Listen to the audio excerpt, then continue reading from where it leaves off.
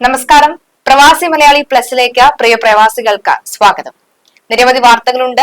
ആദ്യമേ തന്നെ American president സൗദിയിൽ സന്ദർശനം നടത്തിയതുമായി ബന്ധപ്പെട്ടുള്ള ഒരു സന്തോഷകരമായ വാർത്തയിൽ നമുക്ക് ആരംഭിക്കാം. ട്രംപിന്റെ സൗദി സന്ദർശനത്തിനിടെ സിറിയയ്ക്ക് മേലുള്ള ഉപരോധം നീക്കുന്നതിനെ കുറിച്ച് പ്രഖ്യാപനം നടത്തി.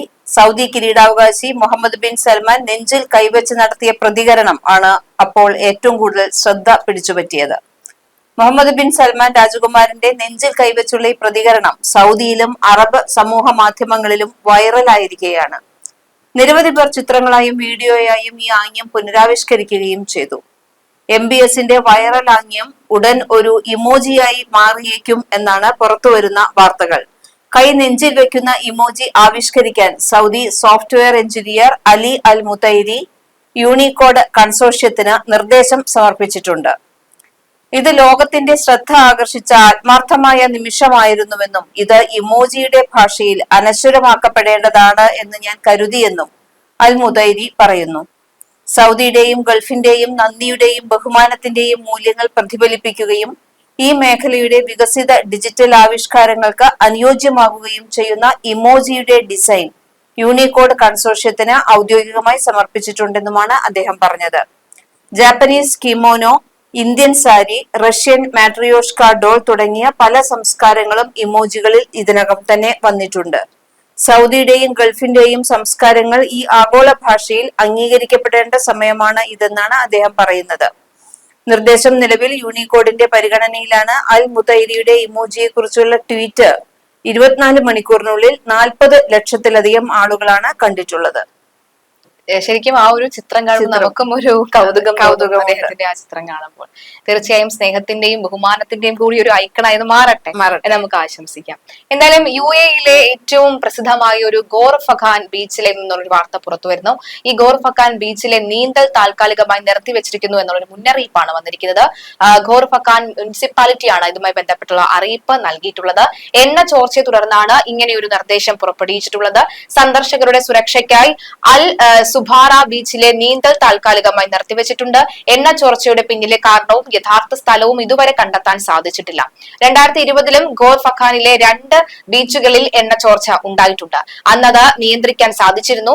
അന്ന് അൽ ലുലയ്യ, അൽ സുബാറ ബീച്ചുകളിലാണ് എണ്ണപ്പാടം ചോർന്നതായി റിപ്പോർട്ട് പുറത്തു വന്നത്. ഇത് പരിസ്ഥിതിക്കും സമുദ്ര ജൈവ വ്യവസ്ഥയ്ക്കും വലിയ ദുരിതത്തിന് കാരണമാകുമായിരുന്നു എന്നും 2024 ഫുജൈറയിലെ ഈ സ്നൂപ്പി ദ്വീപിനടുത്തുള്ള ഒരു കടൽ തീരത്ത് എണ്ണ ചോർച്ചയുണ്ടായി. സമീപത്തുള്ള ഹോട്ടലുകൾ അധികൃതരെ അറിയിച്ചതിനെ തുടർന്നാണ് സംഭവം പുറത്തറിഞ്ഞത്. ദ്രാവക പെട്രോളിയം, ഹൈഡ്രോ കാർബൺ പരിസ്ഥിതിയിലേക്ക്, പ്രത്യേകിച്ച് സമുദ്ര ആവാസ വ്യവസ്ഥയിലേക്ക് പുറത്തുവിടുന്നതിനെയാണ് എണ്ണ ചോർച്ച എന്ന് പറയുന്നത്. ഈ ദ്രാവകങ്ങൾ അസംസ്കൃത എണ്ണയോ ഗ്യാസിലിൻ അതുപോലെ തന്നെ ഡീസൽ പോലെയുള്ള ശുചീകരിച്ച പെട്രോളിയം ഉൽപ്പന്നങ്ങളോ ആകാം. ഇപ്പോൾ എണ്ണ ചോർച്ചയുണ്ടായ പ്രദേശങ്ങൾ വൃത്തിയാക്കാനുള്ള നടപടിക്രമങ്ങൾ അടിയന്തരമായി തന്നെ സ്വീകരിച്ചിട്ടുണ്ടെന്നാണ് മനസ്സിലാക്കാൻ സാധിക്കുന്നത്. എന്തായാലും മുന്നറിയിപ്പാണ്.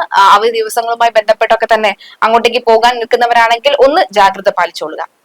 അടുത്തത്, കൺമുന്നിൽ 2 മക്കളെയും കടൽ കൊണ്ടുപോകുന്നത് നിസ്സഹായതയോടെ നോക്കി നിൽക്കേണ്ടി വരിക. ആരെ രക്ഷിക്കണമെന്നറിയാതെ തളർന്നുപോയ ഒരു പിതാവ്. ഒടുവിൽ രക്ഷകരായി എത്തിയ അധികൃതരുടെ കയ്യിൽ സുരക്ഷിതരായി കുട്ടികൾ പൊതുജീവിതത്തിലേക്ക് മടങ്ങിയെത്തുകയും ചെയ്തു. ഇത്തരമൊരു അസാധാരണ അനുഭവത്തിന്റെ ഭീതിയിലും ഞെട്ടലിലുമാണ് ഖത്തർ പ്രവാസികളും തൃശൂർ ചാവക്കാട് സ്വദേശികളുമായ ഒരു കുടുംബവും. ഇക്കഴിഞ്ഞ വെള്ളിയാഴ്ച കടലിൽ കുളിക്കാൻ പോകണമെന്ന മക്കളുടെ നിർബന്ധത്തിന് വഴങ്ങിയാണ് ഖത്തർ പ്രവാസിയായ ചാവക്കാട്ട് സ്വദേശി ദോഹയുടെ വടക്കൻ മേഖലയിലെ സിമൈസ്മ നോർത്ത് ബീച്ചിൽ ഭാര്യയും 7 വയസ്സുകാരി മകളും 10 വയസ്സുകാരൻ മകനുമായി എത്തിയത്. മകൾക്ക് സേഫ്റ്റി വേസ്റ്റും ആംബാൻഡും മകന് അരയിൽ ധരിക്കുന്ന സുരക്ഷാ ട്യൂബുമെല്ലാം ധരിപ്പിച്ചു തന്നെയാണ് കടലിലേക്ക് ഇറക്കിയത്. 2 പേരും കടലിൽ നീന്തി കളിക്കുന്നതിനിടെയാണ് പെട്ടെന്ന് കാറ്റ് ശക്തമായത്. മകനോട് കരയിലേക്ക് പോകാൻ പറഞ്ഞിട്ടാണ് കാറ്റിൽപ്പെട്ട ആഴങ്ങളിലേക്ക് പോകുന്ന 7 വയസ്സുകാരി മകളെ രക്ഷിക്കാൻ പിതാവ് ആഴത്തിലേക്ക് നീന്തിപ്പോയത്. മകളുമായി തിരികെ കരയിലേക്ക് നീന്തുന്നതിനിടെയാണ് മകൻ വെള്ളത്തിൽ മുങ്ങിപ്പോകുന്നത് കാണുന്നത്. മകനെ രക്ഷിച്ചു തിരികെ വരാമെന്ന പ്രതീക്ഷയിൽ മകളെ കൈവിട്ട് മകന്റെ അടുത്തേക്ക് നീന്തി. മകനെ രക്ഷപ്പെടുത്തി കരയിലെത്തിച്ച് തിരികെ എത്തുമ്പോഴേക്കും കയ്യെത്തും ദൂരത്തു നിന്ന് മകൾ വീണ്ടും അകന്നുപോയിരുന്നു. ഇതെല്ലാം കണ്ട് കരയിൽ അലറി വിളിച്ചു കരയുന്ന ഭാര്യയുടെയും അമ്മയുടെയും ശബ്ദം കേട്ടാണ് ആളുകൾ ഓടിക്കൂടിയത്. 999 വിളിച്ച് ആളുകൾ അധികൃതരെ വിവരമറിയിച്ചു. അതിനിടെ റെസ്ക്യൂ ടീം പാഞ്ഞെത്തി മകളെ സുരക്ഷിതമായി കരയിൽ എത്തിക്കുകയും ചെയ്തു. ആംബുലൻസും പോലീസും എല്ലാം ഓടിയെത്തി പിതാവിന്റെയും മക്കളുടെയും ആരോഗ്യം ഉറപ്പാക്കിയിട്ടാണ് തിരിച്ചു മടങ്ങിയത്. കുട്ടികളുമായി നീന്താൻ ഇറങ്ങുമ്പോൾ വലിയ ജാഗ്രത വേണമെന്ന് ഓർമ്മപ്പെടുത്തി സമൂഹ മാധ്യമത്തിലൂടെയാണ് പിതാവ് തന്നെ ഈ അനുഭവം നമ്മൾക്കായിട്ട് പങ്കുവച്ചിട്ടുള്ളത്. കടലിൽ നീന്താൻ ഇറങ്ങുന്നതിന് മുൻപ് കാലാവസ്ഥാ മാറ്റങ്ങൾ ശ്രദ്ധിക്കാൻ മറക്കരുത് എന്നുള്ളതാണ് ഏറ്റവും പ്രധാനപ്പെട്ട കാര്യം. തീർച്ചയായും തിരക്കുള്ള കടലിൽ, അതായത് ജനങ്ങൾ ധാരാളം വരുന്ന കടലിൽ മാത്രമേ നീന്താൻ ഇറങ്ങാവൂ എന്നും ഒരിക്കലും ഒറ്റയ്ക്ക് നീന്തരുതെന്നും കനത്ത കാറ്റുള്ളപ്പോൾ കടലിൽ ഇറങ്ങരുതെന്നും കുറിപ്പിൽ പറയുന്നു. നമ്മളും എപ്പോഴും കാലാവസ്ഥാ പ്രവചനങ്ങളെ കുറിച്ച് നമ്മൾ ഇടയ്ക്കിടയ്ക്ക് ഗൾഫിലുണ്ടാകുന്ന കാലാവസ്ഥാ മാറ്റങ്ങളെ കുറിച്ച് പറയാറുണ്ട്. കാരണം നിലച്ചിരിക്കാതെയാണ് പെട്ടെന്ന് കാറ്റും അതുപോലെ തന്നെ മറ്റു സംഭവങ്ങളും എല്ലാം വരുന്നത്. കേരളത്തിലായിരുന്നെങ്കിലും ഇപ്പോൾ മൺസൂൺ വളരെ നേരത്തെ വരികയാണ്. പ്രവചനം 27-ാം തീയതിയോടുകൂടി വരുന്നു എന്നാണെങ്കിലും അടുത്ത 2 ദിവസങ്ങളിൽ മൺസൂൺ കേരളത്തിൽ എത്തുമെന്നുള്ള ഒരു പ്രവചനം വീണ്ടും മാറി മറിയുന്നു. അപ്പൊ കടലിലൊക്കെ പോകുമ്പോൾ എന്തായാലും ഇത്തരം കാര്യങ്ങൾ വളരെ ശ്രദ്ധിക്കണം. കാരണം എപ്പോഴാണ് ഇങ്ങനെ കടൽക്കാറ്റുണ്ടാകുന്നതെന്ന് നമുക്ക് പറയാൻ പറ്റില്ല. എന്തായാലും ഇതൊരു പേടിപ്പെടുത്തുന്നതാണെങ്കിൽ പോലും ഒരു സന്തോഷ വാർത്ത കൂടിയാണ്. രണ്ട് മക്കളെയും സുരക്ഷിതരായി കിട്ടി. ദൈവത്തിന്റെ സഹായമോടെ ഉണ്ടായി എന്ന് തന്നെ പറയാം. എങ്കിലും ഇനിയെങ്കിലും കടലിൽ പോകുന്നവരെല്ലാവരും വളരെയധികം സൂക്ഷിക്കണം എന്നൊരു മുന്നറിയിപ്പാണ് ഇതിൽ പറയാനുള്ളത്. തീർച്ചയായിട്ടും മറ്റൊരു വാർത്തയിലേക്ക് പോകുമ്പോൾ ഖത്തറിന്റെ ഔദ്യോഗിക പൊതു അവധികൾ സംബന്ധിച്ച മന്ത്രിതല തീരുമാനത്തിന് അമീർ ഷെയ്ഖ് തമീം ബിൻ അഹമ്മദ് അൽത്താനിയുടെ അംഗീകാരം വരികയാണ്. തീരുമാനം ഔദ്യോഗിക ഗസറ്റിൽ പ്രസിദ്ധീകരിച്ചിട്ടുണ്ട്. പുതിയ ഗസറ്റ് പ്രകാരം ഈദ് ഉൽ ഫിത്വർ, അതായത് ചെറിയ പെരുന്നാൾ അവധി റംസാന്റെ 28ാമത്തെ ദിവസം മുതൽ ഷവാല മാസത്തിലെ 4ാമത്തെ ദിവസം വരെ ആയിരിക്കും. ഈദ് അൽ ഫിത്തറിന്റെ, അതായത് ബക്രീ ദിനത്തിൽ അവധി ദുൽ ഹജ്ജിന്റെ, അതായത് 9ാം ദിവസം മുതൽ 13ാമത്തെ ദിവസം വരെ ആയിരിക്കും. ചെറിയ പെരുന്നാൾ ബക്രീദ് അവധികൾക്ക് ശേഷം ഡിസംബർ 18-ന് ദേശീയ ദിനത്തിലാണ് അടുത്ത അവധി വരുന്നത്. 2 അവധി ദിവസങ്ങൾക്കിടയിലായി ഒരു പ്രവൃത്തി ദിനം വന്നാൽ അത് അവധി ദിനങ്ങളിൽ ഉൾപ്പെടുത്തും. ഔദ്യോഗിക പൊതു അവധികൾക്കിടയിൽ വാരാന്ത്യം കടന്നു വന്നാൽ വാരാന്ത്യ ദിനങ്ങളും പൊതു അവധി ദിനങ്ങളായി കണക്കാക്കുമെന്നും ഗസറ്റിൽ വ്യക്തമാക്കിയിട്ടുണ്ട്. അതായത് അവധിയുമായി ബന്ധപ്പെട്ടുള്ള മാറ്റങ്ങളാണ് വന്നിരിക്കുന്നത്. ഇപ്പോൾ ജോലിയുമായി ബന്ധപ്പെട്ടതിന് പുറത്തു പോകുന്നവരുടെ പ്രധാന ശ്രദ്ധയ്ക്കാണ് ഈ ഒരു വാർത്ത. എന്തായാലും ഇതുമായി ബന്ധപ്പെട്ട് കൂടുതൽ വ്യക്തമായും വിശദമായും തന്നെ നമുക്ക് വരും ദിവസങ്ങൾ ചർച്ച ചെയ്യാവുന്നതാണ്. അടുത്തതും ഒരു ഭീതിയുടെ വാർത്ത തന്നെയാണ് വന്നിട്ടുള്ളത്. യാത്രക്കിടെ പൈലറ്റ് ശുചിമുറിയിലേക്ക് പോകുന്നു. കോക്പിറ്റിലുള്ള സഹ പൈലറ്റ് കുഴഞ്ഞു വീഴുന്നു. 10 മിനിറ്റ് നേരം വിമാനം മനുഷ്യന്മാരാരുമില്ലാതെ, മനുഷ്യ നിയന്ത്രണത്തിലല്ലാതെ പറക്കുന്നു. കാരണം സഹ പൈലറ്റ് കുഴഞ്ഞു വീണു കഴിഞ്ഞു. പൈലറ്റ് ആണെങ്കിൽ ശുചിമുറിയിലാണ്. ഈ കാര്യം ആരും, യാത്രക്കാരുൾപ്പെടെ ആരും തന്നെ അറിയുന്നുമില്ല.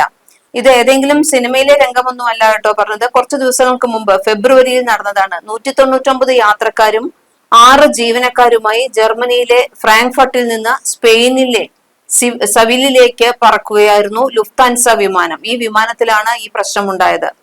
ജർമ്മൻ വാർത്താ ഏജൻസിയാണ് ഈ വിവരം ഇപ്പോൾ പുറത്തുവിട്ടിരിക്കുന്നത്. ഇത് ആദ്യം തന്നെ പുറത്തുവിട്ടിരുന്നില്ല ഇങ്ങനെ ഒരു സംഭവം ഉണ്ടായി എന്നുള്ളത്.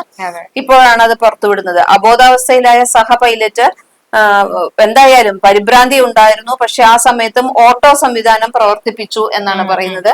ഒരു മയക്കത്തിലേക്ക് പോകുന്നതിന് മുമ്പേ അല്ലെങ്കിൽ അബോധാവസ്ഥയിലാണെങ്കിൽ പോലും അദ്ദേഹത്തിന്റെ കർമ്മനിരതയുടെ ഒരു പ്രതീകമായിട്ടായിരുന്നു ഇത് നമുക്ക് കാണേണ്ടത്.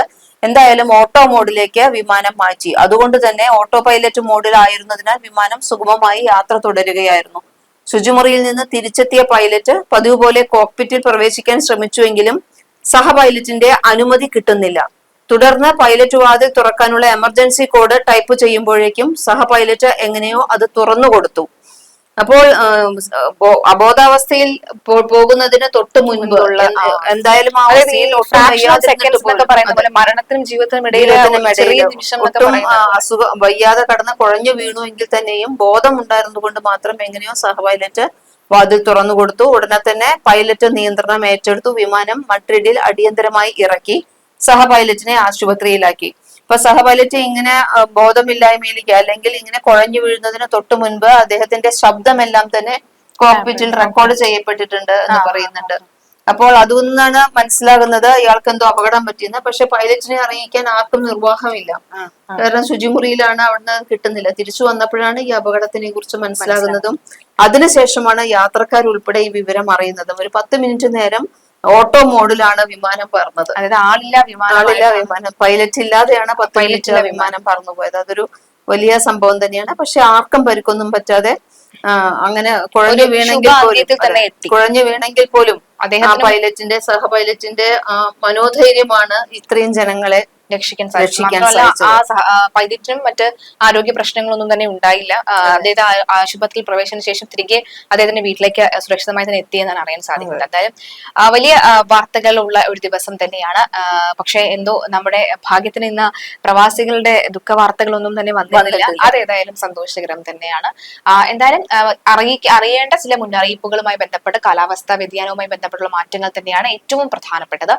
ശ്രദ്ധയോടുകൂടി മുന്നോട്ട് പോകുക. നമ്മൾ കാലാവസ്ഥാ വ്യതിയാനവുമായി ബന്ധപ്പെട്ട വാർത്തകൾ വരുമ്പോൾ ഞങ്ങൾക്ക് ഇവിടെ മഴയില്ലല്ലോ, അല്ലെങ്കിൽ ഇവിടെ വെയിലാണല്ലോ, അല്ലെങ്കിൽ പൊടിക്കാറ്റില്ലല്ലോ എന്നൊക്കെ പറഞ്ഞ് കമന്റ് ഒക്കെ വരാറുണ്ട്. പക്ഷേ ഇത്തരം ചില വാർത്തകൾ കൂടി ശ്രദ്ധിച്ചു കഴിഞ്ഞാൽ, ഒന്ന് മുൻകരുതൽ എടുത്താൽ മാത്രം മതിയാവും. നമുക്കിപ്പോൾ ഒരു തൃശ്ശൂർകാരന്റെ അനുഭവം കേട്ടതല്ലേ, അങ്ങനത്തെ അനുഭവത്തിൽ നിന്നൊക്കെ നമുക്ക് രക്ഷപ്പെടാൻ സാധിക്കും.